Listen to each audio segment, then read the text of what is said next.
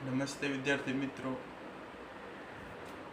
आज की इस वीडियो में आपका स्वागत है। पहले तो आज गणेश चौथ है, संकट चौथ के दिन पर आप सबको मेरी ओर से उसकी हार्दिक शुभकामनाएं और भगवान गणपति आपके घर के अंदर सुख और शांति बनाए रखे और आप हमेशा ही हंसते रहो और हेल्दी रहो, ऐसी गणपति बप्पा से प्रार्थना।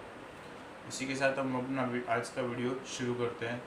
उससे पहले कल के वीडियो के अंदर हमने क्या देखा था, कल हमारा जो वीडियो था उसके अंदर हमने क्या पढ़ा था उसके बारे में जानकारी बता दूं। उसके पश्चात हम आज की वीडियो की शुरुआत करेंगे। तो कल के वीडियो के अंदर हमने हमारा 8वां लेसन भारतीय संविधान और उसके लक्षण का आखिरी पोर्शन संविधान के मूलभूत लक्षणों के बारे में पढ़ा था, जिसमें 14 के नाम मैंने आप लोगों को बता दिए थे। उसके पश्चात हमने जो चौथा है मजबूत केंद्र वाला समवाय तंत्र, उसके 4 पोर्शन संघ सरकार, राज्य सूची, संयुक्त सूची और शेष सत्ताएं, इनके बारे में जानकारी प्राप्त की थी। और उसके अलावा हमने आपातकाल के दौरान एक तंत्रीय व्यवस्था के बारे में भी जानकारी प्राप्त की थी, जिसमें संघ सरकार के अंदर हम लोगों ने देखा था 97 विषयों का समावेश किया जाता है और उसके ऊपर नियम और कानून बनाने का अधिकार केंद्र सरकार को है। उसके पश्चात राज्य सूची के अंदर तो 66 विषयों का और संयुक्त सूची के अंदर 47 विषयों का समावेश किया जाता है। तो इतनों के बारे में और उसके उदाहरण किस किस क्षेत्र के अंदर कौन कौन से नियम, ये भी हमने जाने थे। उसके पश्चात हमने आपातकाल के दौरान एक तंत्रीय व्यवस्था के अंदर देखा था कि 3 प्रकार की आपातकालीन स्थिति हो जाती है। एक तो राष्ट्रीय आपातकाल, दूसरा है राज्य आपातकाल और तीसरा है वित्तीय आपातकाल, जिसके अंदर राष्ट्रीय आपातकाल के अंदर जो हमारी सशस्त्र सेना कभी सशक्त सेना विद्रोह कर दे या तो फिर दूसरे देश का हमारे देश पर आक्रमण हो तो युद्ध की नीति के आधार पर आपातकालीन घोषित किया जाता है।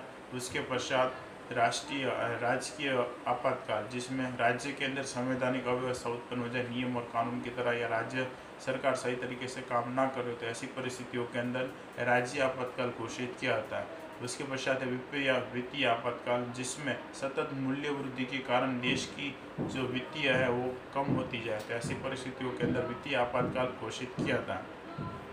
आज हम देखेंगे छठा प्रकार संसदीय शासन पद्धति। तो संसदीय शासन पद्धति के बारे में तुम लोग 8वीं कक्षा के अंदर जानकर आए हो, यहाँ पर भी उसके बारे में जानना है। और इसके अलावा ज़्यादा संसदीय शासन पद्धति के बारे में हम इसके बाद यानी कि 10वें पाठ के बाद अंदर जानकारी प्राप्त करेंगे, लेकिन फिर भी यहाँ पर उसके कुछ मुद्दों है उसको तुम लोगों को ध्यान में रखना। तो ये प्रश्न मैं मुद्दे वाइज बोलूँगा, उस मुद्दे को आपको ध्यान से सुनना है और उसी प्रकार से मुद्दे के नाम लिखकर उसका आंसर लिखना है।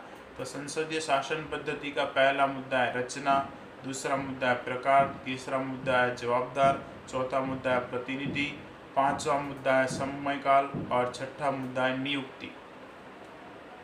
तो इनकी शुरुआत करते हैं। पहला मुद्दा है रचना। तो संसद की रचना तो जनता द्वारा चुने गए प्रतिनिधियों के द्वारा ही की जाती है। संसद के अंदर जो प्रतिनिधि बैठते हैं वो जनता द्वारा नियुक्ति होती है। किसके द्वारा? चुनाव के द्वारा प्रतिनिधियों की जनता नियुक्ति करते हैं और वही जन प्रतिनिधि संसद का शासन चलाते हैं। उसके पश्चात प्रकार। तो संसदीय शासन पद्धति के दो प्रकार है। उसमें पहला ऊपरी सदन है वो राज्यसभा, दूसरा निचला सदन है वो लोकसभा। तो संसदीय शासन पद्धति के दो प्रकार है, लोकसभा और राज्यसभा, जिसमें ऊपरी सदन है वो लोकसभा कहलाता है और निचला सदन है वो राज्यसभा कहलाता है।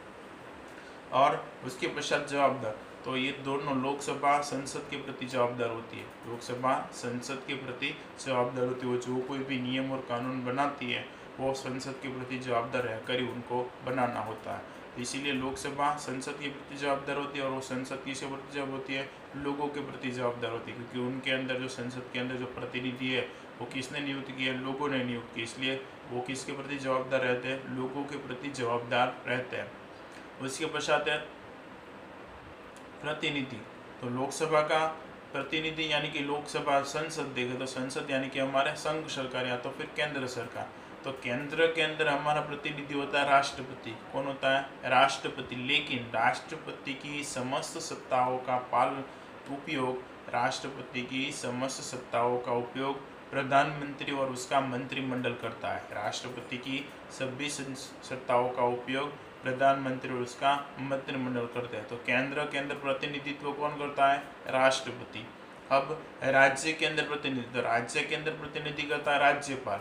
राज्य का प्रतिनिधि कौन होता है? राज्यपाल। लेकिन राज्यपाल की समस्त सत्ताओं का उपयोग मुख्यमंत्री और उसका मंत्रिमंडल करते हैं।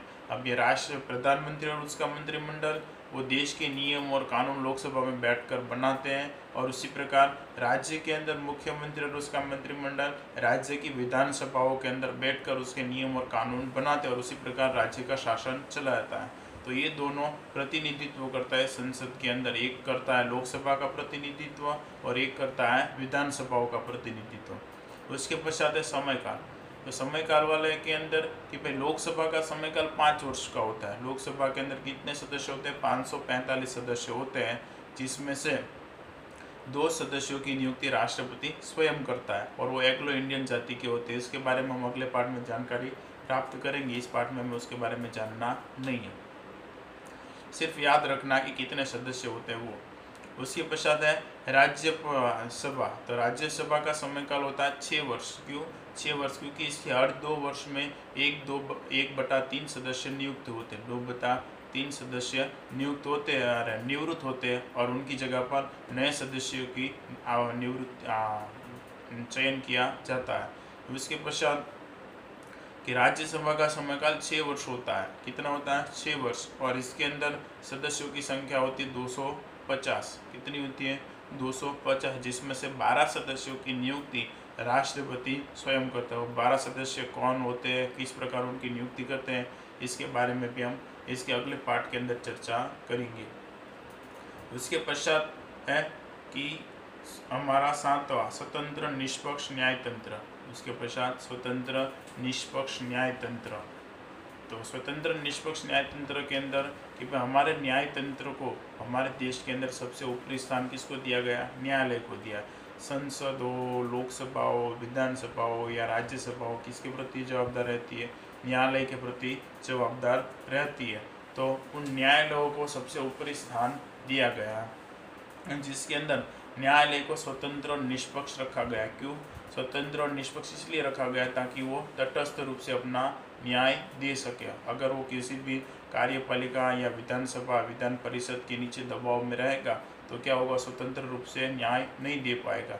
इसलिए हमारे देश के अंदर न्यायपालिका को स्वतंत्र, निष्पक्ष और तटस्थ रखा गया, और उसको उसी प्रकार रहकर न्याय चलाना है। और इसके बाद का हम अगले की वीडियो के अंदर देखेंगे।